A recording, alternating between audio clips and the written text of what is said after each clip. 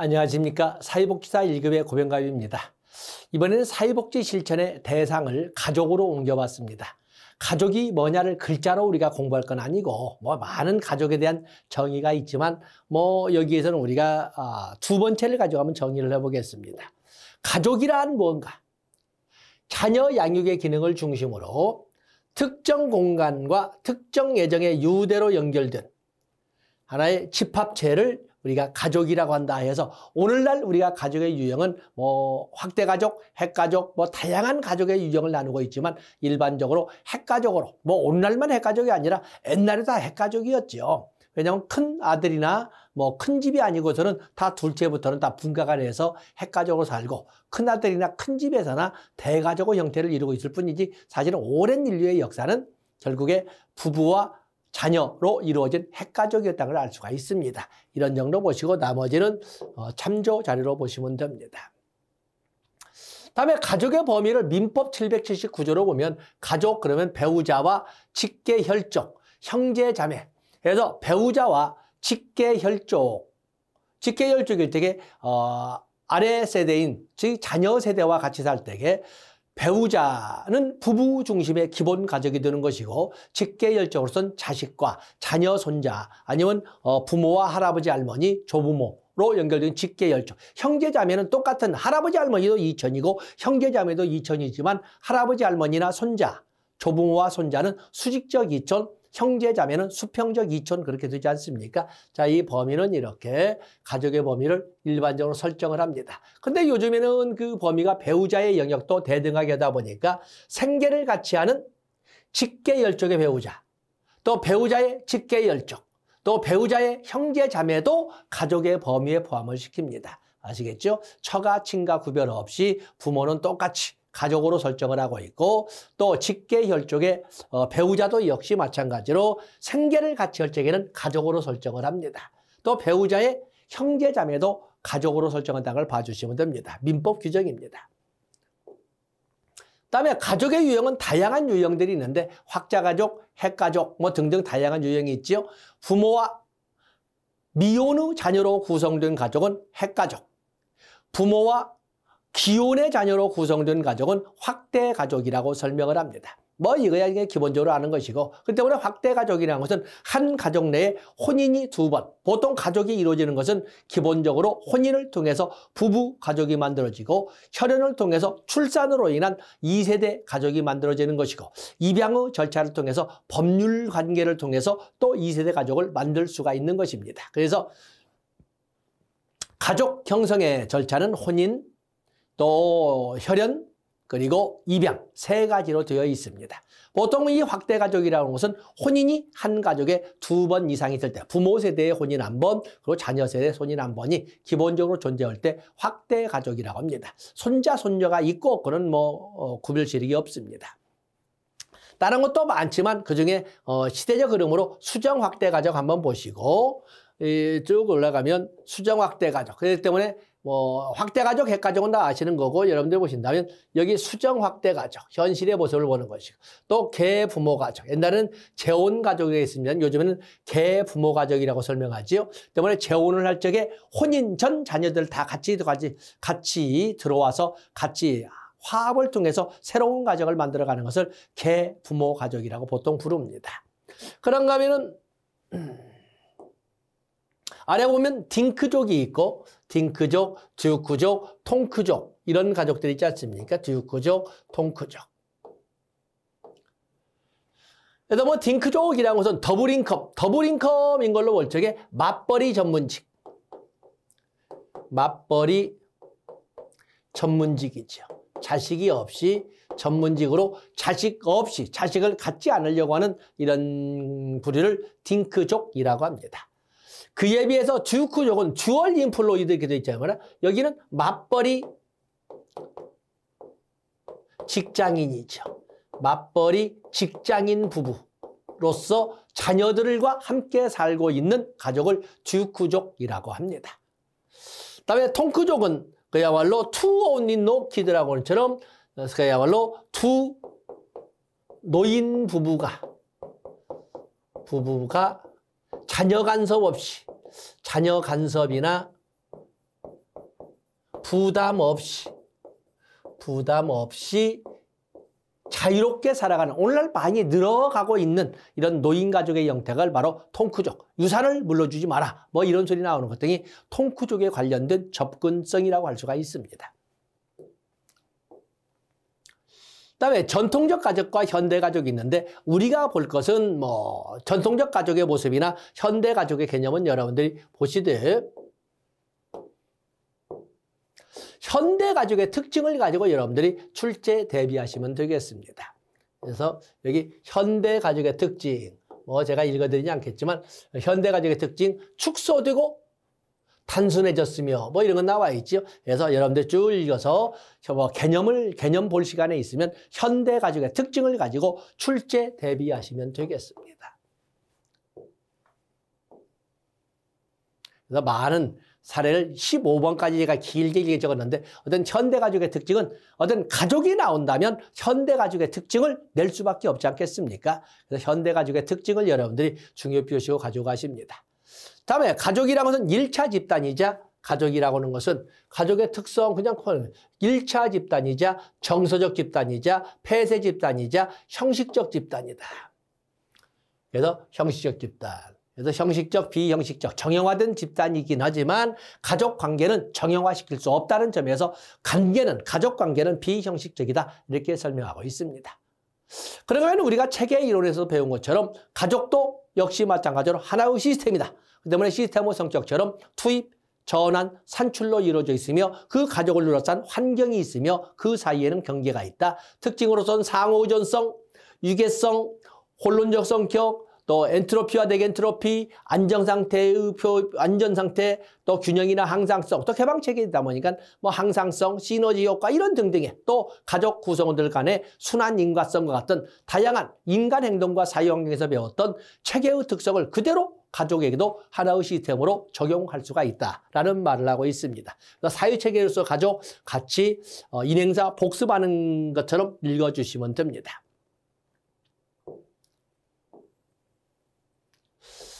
자, 여기 가족체계의 특성. 가족체계의 특성 보면은 역시 마찬가지로 위에서 거의 세부 목차가 너무 벌어지기 때문에 이렇게 둘로 나눈 겁니다. 그래서 가족체계도 역시 기능적으로 존재하는 가족체계도 있고, 역기능적으로 앙앙불락되면서 살아가는, 제 기능 하지 못하고 제 역할을 하지 못하고 앙앙불락되면서 이끌어가는 이런 역기능적 가족체계도 존재를 합니다.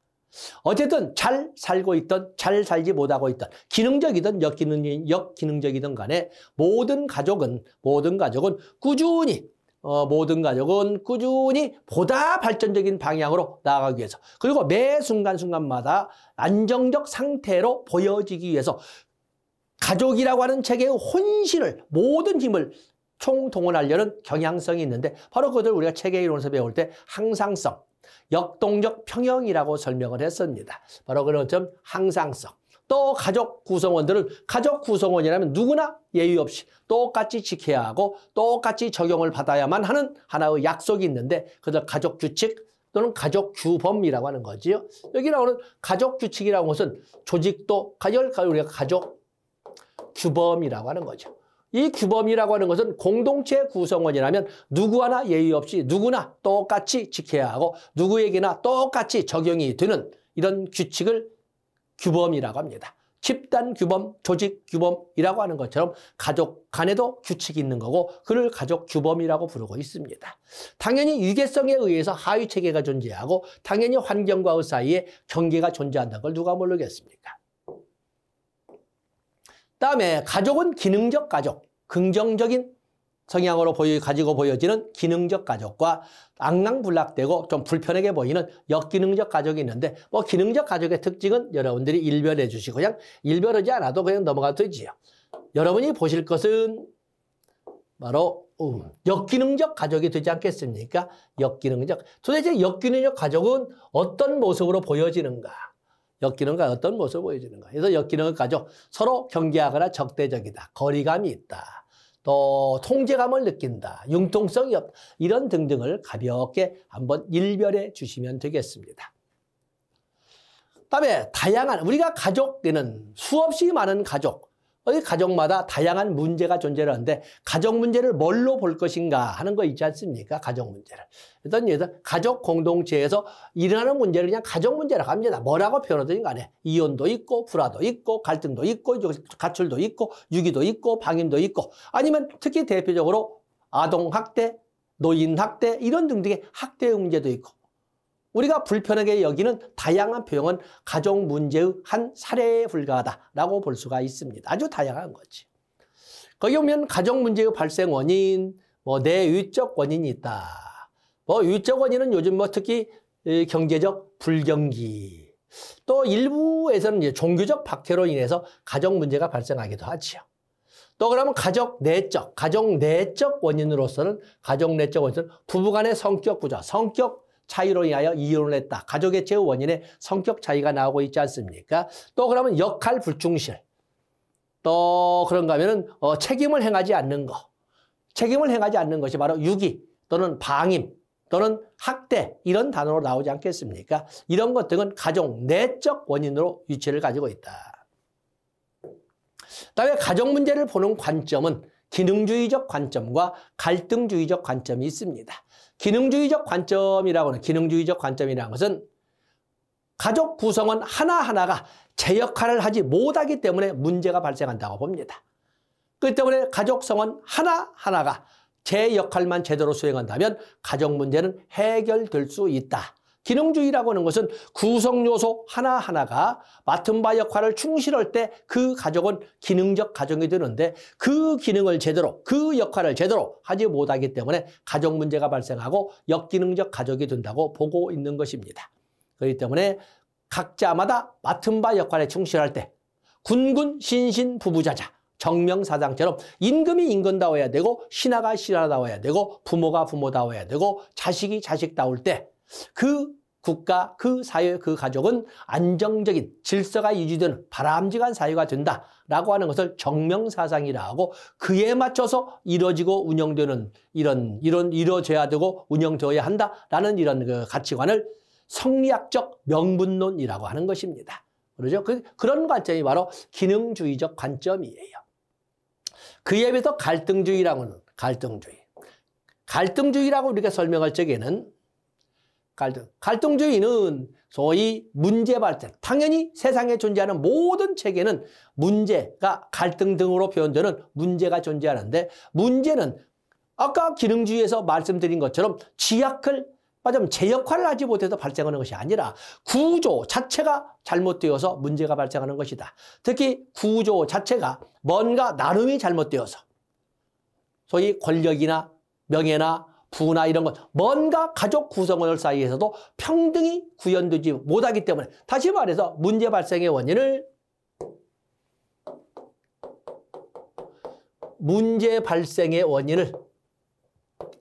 기능주의에서는 제 역할을 하지 못하는 것을 부적응이라 하고 갈등주의에서는 문제 발생의 원인을 자원 배분의 불공정이라는 불평등에서 이렇게 찾고 있는 것입니다. 그래서 갈등주의는 가족 문제를 이런 가족 내 이해관계나 자원의 불평등, 콧맛 찍으니까 하는데 가족 내 이해관계나 자원의 불평등에서 그 원인을 찾는 것은 갈등론적 관점이 되겠습니다.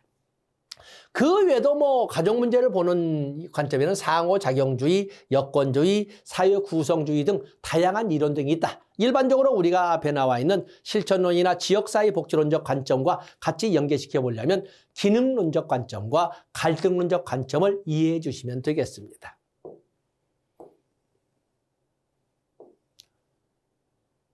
그다음에 아동학대 다 있죠. 노인학대, 노인학대 이런 구체적인 가족 문제의 유형으로 그냥 제목만 봐도 되겠지요. 가정폭력이나 또는 아동학대나 노인학대, 특히 아동학대와 노인학대는 나중에 법제로 넣을 때 다시 한번 정밀하게 분석을 하겠습니다만 어쨌든 가족 문제의 대표적인 문제 되지 않겠습니까?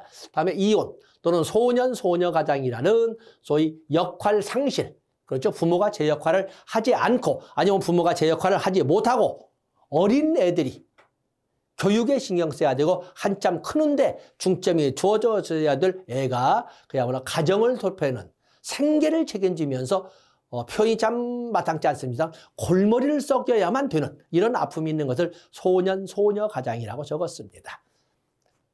다음에 가족생활 주기를 본다는 것은 그렇죠. 우리나라는 지금 초혼 연령이 너무 늦어져 있지 않습니까? 초혼 연령이 33세가 넘어서 있고. 그리고 일본의 이 산부인과 관련돼서 초산 연령도 33세로 이렇게 기록되는 통계 자료가 있고 보면은 지금 우리가 이 소위 가족 생활 주기를 어떻게 나눠야 되는가. 학자마다 가족의 생활 주기를 다양하게 나누고 있거든요. 그래서 어떻게 나누냐는 정형화된 바가 없습니다. 단지 여러분들이 살아왔던 또는 이제 살아가고 있는 이 동안에 가족이 어느 단계에 와 있는지를 가지고 접근해 주시면 됩니다. 때문에 뭐 개념을 보고자 하는 것은 아니고 거기에 가족 생활 주기의 특징을 보겠어요. 가족 생활 주기의 특징을 여러분들께 보시면 가족 생활 주기는 각각의 단계마다 이렇게 되어 있지요. 그래서 여기 1번 정도 가족 생활의 각 단계의 시간의 흐름에 따른 가족 구성원의 유익과 배출에 관련된 사건에 관련되어 있다. 그렇기 때문에 두 부부로만 이루어졌던 가족의 출발선에 새로운 가족이 유입되는, 즉 말하자면 출산이 있거나 입양이 됐을 때 새로운 가족이 유입됨으로써 또 자녀를 가진 초등학교 어떤 아동 자녀를 가진 이런 세대가 될 것이고 그들이 사춘기가 되면 또 가족의 모양은 다 달라질 거예요. 이런 것처럼 시간의 흐름에 따라 가족 구성원의 유익과 배출에 의해서 그 소위 가족 생활 주기는 바뀌어지게 된다는 말을 이렇게 정리를 했습니다. 대표적인 학자로서 카터와 맥골드릭 같은 이런 사람이 있는데 뭐 사람 이름은 그렇고 여러분 보시면 뭐 소속되지 않은 성인 단계 첫 번째 단계 아직은 결혼하지 않은 소속되지 않은 성인 단계이기 때문에 가족이라고 하기보다는 부모 가족, 부모 세대의 그냥 한 자녀로 존재하는 순간이 있었는데 그러다가 본격적인 가족, 성인이 되면 가장 기본적인 과업이 독립이잖아요. 경제적 독립을 위해서 직업을 선택해야 되고 이 소위 심리적 정서적 독립을 위해서 자기만의 가족을 형성해야 되지 않겠습니까? 그 때문에 성인 초기의 발달 과업, 양대 과업은 직업과 결혼이었잖아요. 그렇기 때문에 이 결혼을 하게 되면서 본격적인 자기만의 가족이 만들어지는 거예요. 그래서 두 번째 가족 형성 단계 신혼부부, 다음에 어린 자녀를 둔 단계, 뭐 읽을 것입니다. 굵은 글씨 보세요. 그리고 나서 사춘기 자녀를 둔 단계, 다음에 자녀가 혼인을 하는 자녀 독립 단계, 그리고 자녀가 손자, 손녀를 둠으로써 조부모가 되는 단계. 어쩌고 보면 굉장히 우리가 페이지는 이 페이지를 이렇게 넘어갔음에도 불구하고 결국에 혼자 사는 아직 결혼 전 단계에서 신혼부부 단계, 어린 자녀를 둔 단계, 사춘기 자녀를 둔 단계, 자녀가 이별해 가는, 떠나가는 단계, 그리고 이 자녀가 애들을 낳음으로써 조부모가 되는 단계. 뭐 어려운 단계를 그걸 뭘 암기하고 그럴 것은 아니라고 봅니다. 그다음에 가정 문제는 아까 있는 것처럼 소위 가정폭력이나 가정폭력 또는 학대, 아동학대나 또는 뭐 노인학대, 또 이혼, 뭐 이런 등등의 많은 가정 문제를 봤었는데 이 가정 문제를 사정하기 위해서 가족은 본래 원칙적으로 어떤 기능을 수행해야 되는데 라고 할 적에 역시 가족은 1차 집단이자 정서적 집단으로 애정의 기능을 수행해야 되고 가족의 기능. 굵은 글씨가 옵니다. 사유화 기능. 공동체 구성원이 공유하는 삶의 방식을 내면화하고 내면화시키는 기능도 수행해야 돼요. 그런가 하면 재생산 기능. 경제적으로도 재생산 기능이지만 종족 보존의 의무에 의해서 자녀를 생산하는 기능도 대단히 중요한 기능 아니겠습니까? 재생산 기능.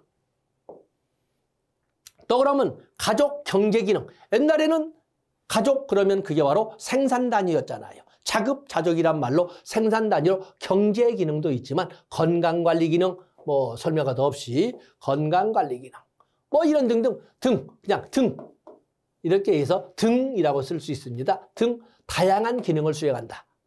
그리고 가족의 유형은 이미 앞에서 본 것처럼 가족의 뭘 기준으로 하느냐에 따라 다르겠지만 가족의 유형은 일반적으로 이런 기준에 의해서 나눠보기도 하지만 핵가족, 확대가족, 수정 확대가족, 또 계부모 가족, 또 그런 거면은 뭐 딩크족, 듀크족, 통크족 이런 등등 다양한 표현으로 가족의 유형을 표현을 합니다. 때문에 가족의 유형을 나눌 때에는 가족의 크기에 따라서 대가족, 소가족 그러지만 오늘날처럼 저출산 문제에 있어서는 당연히 대부분이 소가족이죠. 몇 명까지가 대가족, 몇 명까지가 소가족 이렇게 말하는 않겠지만 오늘날은 소가족이 대부분 아니겠습니까? 소가족. 또 가족의 구성에 따라서는 확대 가족이냐, 핵가족이냐, 뭐 이렇게 볼 수 있고, 부부의 권력에 의해서, 주거 형태에 의해서, 뭐 이런 등등 가족의 형태를 볼 수가 있습니다. 쭉 넘어가십니다. 그다음에 가족의 특성, 앞에서도 봤던 것들 또 반복을 하겠습니다만, 여기 보면 골든버그 부부가 제시할 때 가족의 특성은 이렇게 되어 있죠. 가족의 특성은 앞에서 본 것처럼 가족도 하나의 체계이기 때문에 체계와 같은 특성을 가지고 있다.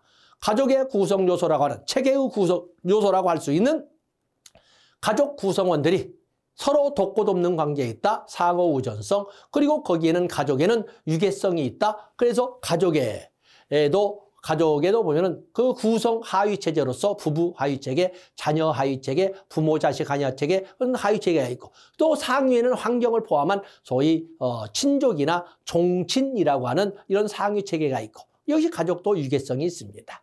또 가족이라는 것은 혼론적 성격을 가지고 있잖아요. 전체인 듯 하면서도 부분이고, 부분인 듯 하면서 전체인. 그러면서 매 순간순간마다 안정 상태를 보여주고 있지만, 그 안정 상태를, 순간마다의 안정 상태를 유지하기 위해서 모든 가족은 전 구성 요소인 전 구성원이 혼신을 다해서 에너지를 동원하는 노력을 하게 되는데, 그것을 항상성, 역동적 평형이라고 그랬습니다. 그러면 가족은 어느 가족이나 엔트로피가 진행되고 있으면서도 넥엔트로피를 위해서 또한 노력을 하고 있고, 또 그러면 시너지 효과도 과시하고 있고, 비총합성이라는 특징을 보여주고 있고, 이런 등등 하나의 체계로서 존재를 하는데, 그것 말고도 모든 가족은 가족의 특성, 그냥 누가 말했든 모든 가족은 가족 구성이라면 누구나 지켜들 가족 규칙이 있고, 항상성이라는 특징을 모든 가족은 보여주고 있고, 그리고 끊임없는 피드백과 이를 통해서 보다 발전적인 상태로 가려고 하고 있고, 또 모든 가족은 유계성을 가지고 있다. 유계성을 가지고 있다라고 설명할 수가 있습니다. 또 그런가 하면은, 자, 여기 보시게 되면 가족의 기능과 구조를 고려할 사항이 이렇게 있는데, 자, 여기는 뭐 목차를 위해서 만들었다고 보시고 그냥 넘어가셔도 됩니다. 굳이 여러분들이 시간을 내면서까지 읽을 것은 아니다, 이렇게 말씀드립니다. 그다음에 중요한 것은 이제 가족 구조가 되지 않겠습니까? 가족 구조.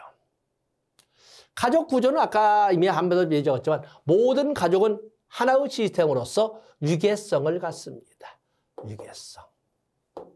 가족 구조는 유계성을 갖는데, 그렇기 때문에 가족 하위 체계는 부부 하위 체계가 있고, 자녀 하위 체계가 있고, 부모 자녀 간의 관계를 표현하는 그런 부모 자녀 하위 체계가 있고, 뭐 이런 등등으로 그냥 부부 하위 체계, 부모 하위 체계, 형제자매 하위 체계 등으로 이렇게 나눠볼 수가 있습니다. 다음에 당연히 가족도 하나의 시스템으로 경계선을 가지고 있죠. 경계는 뭐라고 그랬어요? 경계라고 하는 것은 체계를 둘러싸고 있다고 보여지는, 보여지는 표현이 그렇군요. 체계를 둘러싸고 있다고 생각되는, 보이지 않는 관념상의 선을 경계라고 하고, 그 관념상의 선인 경계를 넘어서를 우리는 환경이라고 표현합니다. 만약에 그 환경까지를 포함한 체계가 있다면 그것을 상위 체계라고 하는 거죠. 그래서 경계가 있다. 그래서 경계를 보면 가족 구성원 내에 쓴다면 거기에는 밀착된 가족도 있고, 또 그러면 분리된 가족도 있고, 그러면 밑에 또 넘어가면 가족에는 보면은 명확한 경계선을 가진 가족도 있습니다. 명확한 경계선을 가진 가족도 있다. 가장 바람직한 보나마나 명확한 경계선을 가진 가족이 좋습니다만은, 많은 가족들이 더욱이나 요즘 자녀를 덕게 두다 보니까 밀착된 경계선, 너무나 부모 품 안에서 벗어나지 못하고, 왜냐하면 오늘날 자녀를 적게 낳다 보니까 많은 부모들이 과보호적 양육 태도를 가지고 애들을 끌어안고 사는 거거든요. 그러니까 우리가 자정체감 유형을 본다면 정체감 유실형처럼 먼 일이 발생하면 그 일이 발생할 때 아주 단정하게 깔끔하게 딱딱딱 해결해 가는데, 문제는 정작 당사자는, 그 애들은 자기에게 어떤 문제가 있었는지조차도 모르는 거예요. 다 엄마가 다 해주니까. 이런 것 등이. 그리고 뭔 일이 벌어지면 자기가 의사결정을 해나가는 것이 아니라 엄마에게 물어봐야 돼. 바로 그런 거죠. 바로 이제 이런 것들이 밀착된 경계선이에요. 자아가 미분화된. 나이만 어른이지 생각할 연습의 기회가 없었기 때문에 여전히 어린애 수준에서 살아가는 이런 모습을 가지게 될 거예요. 그에 비해서 독립이란 이름으로 개성이 강하다는 표현으로 하는 것이 여기 첫 번째 나와 있는 두 번째는 분리된 가족이 있죠. 분리된 가족. 사실은 개성이 강한 우리 식구들은 다 개성이 강해. 각자 알아서 독립적으로 하거든. 그런데 어찌 보면 독립적이고 똑똑하다는 과정에서 각자 살이를 하는 거예요. 이것도 이렇게 바람직한 것은 아니죠. 경계가 심하게 분리된 이런 형태를 분리된 가족, 분리된 경계선이라고 합니다. 바람직한 것은 명확한 경계선이다. 뭐 특징을 안 해도 되겠지요. 그다음에 가족 성원들 간에는 의사소통, 커뮤니케이션이 있지 않습니까? 여러분 가족은 어떤 형태의 의사소통을 하시는지, 대표적으로 의사소통에 대한 이론을 이끌어간 것은 경험적 가족치료 모델을 만들어갔던 사티어에 의해서 정리가 됩니다. 보통 일반적으로 사티어의 모형을 가지고 오는데 어쨌든 의사소통을 본다면 의사소통이라고 하는 것은 두 사람 이상 상호간에, 여기 보면은 두 사람 이상 상호간에 의미를 주고받으면서 점검하는 상호작용을 의사소통, 이것이 투게더잖아. 그리고 커뮤니케이션. 그 때문에 커뮤니케이션, 대화를 말합니다. 대화. 서로 두 사람의 복수의 인간이 서로 언어를 매개로 하여 교신하는 것을 바로 의사소통이라고 하는데, 의사소통의 구성은 이처럼 송신자가 말을 음성부호로 바꾸고 음성부호를 전자부호로 바꾼 다음에 그것을 다시 도착을 때쯤엔 다시 음성부호로 바꾸고 그리고 음성부호를 통해서 수신자에게 도착시키는, 수신자 귀에 도착시키는.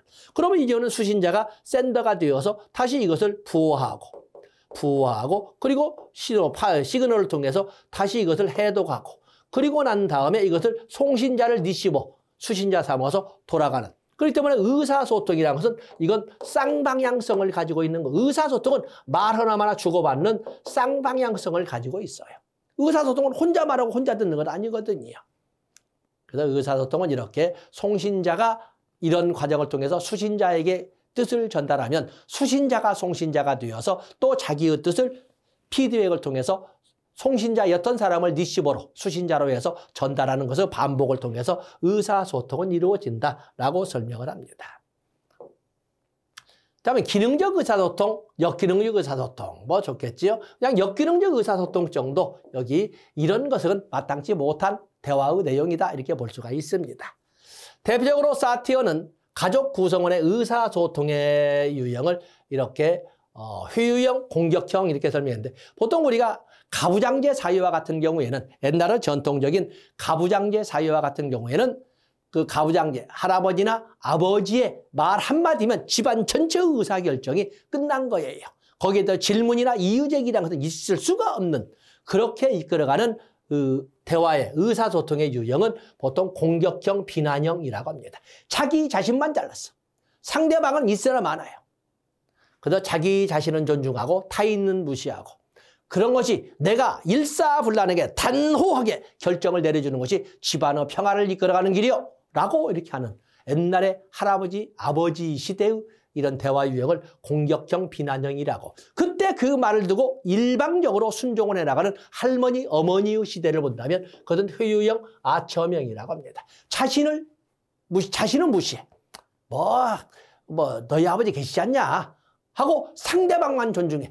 내가 말을 내다 말하면, 나만 이유제기 않으면 집안 편안하잖아. 내가 뭐라고 집안 분란 만들어. 그냥 그 양반 하라고 놔둬. 라고 하는 것이 회유형. 그런가 하면은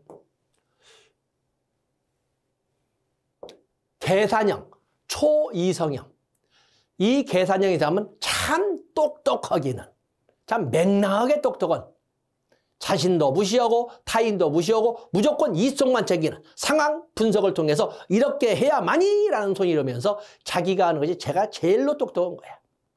바로 그것을 우리가 이성형, 계산형이라고 합니다. 자기 감정까지도 통제하고 계산하면서 표출하는 냉정한, 그래서 똑똑하기는 한데 싸가지는 없는 이런 그 의사 표현을 계산형, 초이성형이라고 하고, 다음에 주의산만형. 주의산만형은 자신도 무시하고 타인도 무시하고 상황에도 관심이 없고 다 무시하는, 다 관심권도 없는 대화를 하는 것은 주의산만형. 가장 좋은 것은 당연히 밑에 있는 일치형이다 이렇게 볼 수가 있습니다. 일치형. 자신도 존중하고 상대방도 공감적 자세로 배려하고 상황도 분석을 하고, 자, 이런 의사소통 유형을 일치형이라고 사티어가 제시했다는 것입니다. 그다음에 의사소통의 방법에는 여기처럼 나 전달법과 너 전달법, I 메시지와 U 메시지가 있습니다. I 메시지라고 하는 이 I 메시지 좀 올라가 볼까요? I 메시지. 상대방이 나를 명확하게 이해할 수 있도록 해주는 기술을 I 메시지라고 합니다. 상황에 대해 비난적이지 않은 방법으로 묘사하는 이런 표현 방법을 I 메시지. 내가 생각해 보니까 보통 이렇게 시작되는 것이 I 메시지가 되겠어요. 그에 비해서 U 메시지, I의 구성 요소는 무엇이고, 다음에 나 전달법, 긍정적, 예방적, 직면적, 개방적 다투는 거 보시고, 그에 비해서 너 전달법, U 메시지가 있지 않습니까? U 메시지. U 메시지라는 것은 상대방을 비난하는 입장에서 말하는 거. 상대방, 너는 이렇게 질책하는 방식으로 대화하는 것을 U 메시지라고, 당연히 이것은 역기능적 의사소통이라고 할 수가 있는 것입니다. 다음에 가족 구성원의 의사소통에서 고려해야 할 점. 굳이 뭘 읽어보겠습니까? 당연히 의미의 일치성이나 소통의 명확성, 아주 중요하죠. 명확성. 방해 요인 안 읽어도 되겠지요. 방해 요인. 의사소통을 방해 요인으로 넣었고, 거기 오면 의사소통의 수용성과 표현성 이렇게 되어 있는데 잘 쓰지 않아요. 의사소통의 수용성. 이것은 가족원들이 다른 가족원의 생각과 느낌을 수용하는 것을 수용성이라고 하는 것입니다. 수용성. 그에 의해서 수용성은 가족원들이 다른 가족원의 생각과 느낌을 수용하는 것을 수용성. 그에 의해서 표현성이라고 하는 것은 자신의 생각을 다른 가족원에게 솔직하게 드러내는 것을 표현성이라고 합니다. 그래서 역기능적 가족들과는 달리 자신의 생각을 명확하게 다른 가족들에게 이렇게 솔직하게 드러나는 표현성과 다른 가족이 어떤 생각을 가졌는지를 같이 공감적 자세로 받아들이는 이런 수용성, 수용성은 공감성의 내용으로 되지 않겠습니까? 공감성처럼. 자, 이런 특징을 우리가 볼 수가 있습니다. 다음에 가족 규범을 보신다면 가족 규범은 여러 차례 말씀드리지만 규범이라고 하는 것은 공동체 구성원이라면 누구에게나 예의 없이 똑같이 적용이 되고, 그런가 하면 어느 누구나 예의 없이 무조건 똑같이 지켜야 한다는 약속을 규칙이라고 하는데, 그런 규칙에는 가족에 있는 가족 규범도 있고 조직에 있는 조직 규범도 있고 집단에 있는 집단 규범도 있고, 왜냐하면 공동체 구성원이라면 누구나 다 똑같이 적용받고 지켜야 한다는 약속을 규범이라고 합니다. 당연히 가족에도 규범이 있는 거지. 그래서 가족 규범 또는 가족 규칙이 있습니다. 그래서 가족들 간에 지켜야 할 의무나 태도에 대한 지침이나 권리 등을 가족 규범이라고 한다. 이렇게 보시면 되겠지요. 다른 건 좋습니다.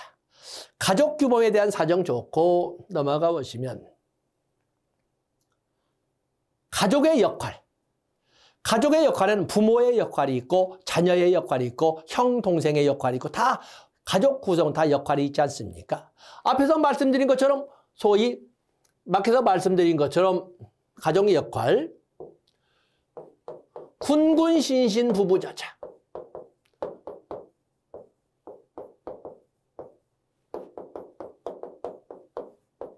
자, 이걸 바로 우리가 정명사상이라고 합니다. 임금은 임금다워야 되고 신하는 신하다워야 되고 부모는 부모다워야 되고 자식은 자식다워야 하는데, 이럴 때 그 가족, 그 사회, 그 국가는 안정적이고 아주 정형적인 조화로운 이런 건실한 사회, 가족, 사회, 국가가 된다라고 하는 것이 정명사상이고, 이렇게 지켜야 한다는 이런 하나의 가치관을 성리학적 명분론이라고 했습니다. 자, 이처럼 가족 역할, 가족이라는 것은 가족 기능을, 개인이 가족 기능을 충족시키기 위해 반복적으로 이게 사전식으로 이렇게 설명을 했습니다. 거기 보면 가족의 역할의 개념 당연히 이렇게 여러 가지가 나와 있죠. 쭉 읽어보시듯. 자, 가족 사정을 보겠어요. 우리가 보면 사회복지 실천 과정에서 어떤 도움이 필요한 클라이언트를 사정을 할 적에는 문제점만 찾아내는 것이 아니라 문제점만 가지고 원인을 규명하고 개입 전략을 짜면 진단이라고 하는 거예요. 그런데 사정이라고 하는 것은 그런 문제만 가지고 접근하는 것이 아니라 그것뿐만 아니라 클라이언트의 강점, 장점, 가능성까지도 분석해서 개입 전략을 수립해 가는 것은 사정 어세스먼트라고 합니다. 그렇기 때문에 가족 사정도 가족을 단위로, 기본 단위로 하되 가족의 문제점만 찾아내고 해결책을 강구하는 것이 아니라 가족의 문제점과 그 해결책뿐만 아니라 가족의 강점, 장점, 가능성까지를 총동원한 그 분석의 결과를 개입 전략에 접목시키는 것을 가족 사정이라고 하는 것입니다. 그래서 여기 보시면 어쨌든 간에 여기 보면 가족 사정은 그 가족에 대한 개입을 계획하는 일련의 과정. 그래서 이건 전문가의 판단 과정이죠. 전문가의 판단 과정으로 사정이 이렇게 존재하는 것입니다. 자, 읽어보시고. 다음에 가족 사정의 지침서라고 이렇게 설명을 하고 있지만 뭐 가족 사정의 도구는 이렇게 되어 있지만 뭐 저 도구는 뒤에 나오는 것처럼 수직적 탐색 도구와 수평적 탐색 도구가 있는데 수직적 탐색 도구로서는 가계도나 가족력, 맞으면 패밀리 히스토리 도표가 있고 수평적 탐색 도구로는 생태도나 또는 사회성 측정도라고 하는 소시오그램이 있고 또는 가족 조각 그림이 있고 뭐 가족 조각이나 가족 그림이 있고 이런 것들은 수평적 탐색 도구라고 볼 수가 있습니다. 그래서 이 가족 사정을 할 때에는 그런 지침, 가족 사정을 할 적에는 무엇을 지켜야 하는가라고 할 적에 보면은 이런 것들을 지키면 좋다. 사용이 용이해야, 시간을 최소화해야, 뭐 이론적 배경이 있을 때 뭐 이런 등등을 다 이렇게 설명해 볼 수가 있습니다. 다음에 가족 사정의 도구는 조금 전에 말씀드린 것처럼 여기에는 수직적 도구로서는 가계도나 가족력 도표, 가족력, 역사는 힘자가 아니라 역사 히스토리지요. 가족력 도표는 수직적 탐색 도구고 그에 비해서 수평적 탐색 도구로서는 생태도나 또는 가족 대상의 사회성 측정도라고 하는 소시오그램이나 또는 가족 조각이나 또는 원가족 지도나 뭐 이런 등등이 수평적 탐색 도구의 지위에 있다라고 볼 수가 있습니다. 하나하나를 설명했지만 그중에 여러분들은 가계도와 생태도를 중심으로 해서 내용을 정독하시면 되겠습니다. 그래서 먼저 가계도 보면은 3세대 이상 걸친 가족 생활에 관한 정보와 그들 간의 관계를 도표로 기록하는 해서 1번 정도 읽어보시면 가계도의 개념을 알아볼 수가 있습니다. 그에 비해서 쭉 내려서 가계도의 그림도 나와요. 생태도를 보시면 생태도는 여러분 아시는 것처럼 생태도는 수평적 탐색도구 아니겠습니까? 수평적 탐색도구. 그래서 생태도란 이렇게 해서 클라이언트의 상황에서 의미 있는 체계들과의 관계를 그림으로, 그림도 짜니까 그림으로 표현함으로써 문제에 대한 원인을 찾아내고 문제를 해결할 수 있는 개입 계획을 수립할 수 있는 도구를 생태도라고 설명을 합니다. 그래서 여기 보시면 생태도는 클라이언트를 둘러싼 각 체계와 가족 간의 관계의 성격뿐만 아니라 환경에다 가족의 자원의 흐름까지도 알아볼 수 있도록 하는 것이 생태도가 되겠다. 이렇게 보시면 됩니다.